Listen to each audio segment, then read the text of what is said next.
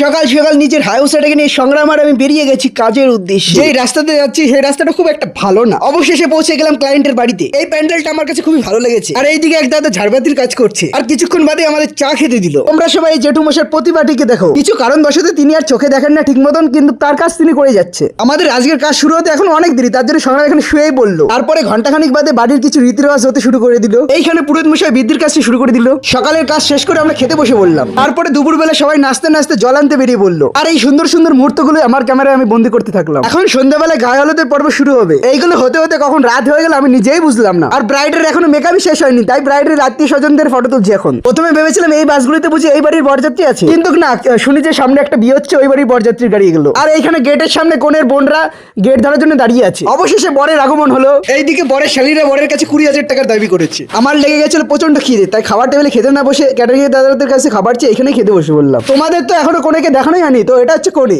এখন বিয়েটা সম্পূর্ণ হয়েছে, তাই বিয়ের পরের মুহূর্তের কিছু ছবি আমি ক্যাপচার করছি এখন। অবশেষে রাত 2:30টার সময় আমি আর সংগ্রাম আমার হাইবুসটাকে নিয়ে বেরিয়ে পড়লাম বাড়ির উদ্দেশ্যে। আর আজকের জন্য বাই বাই।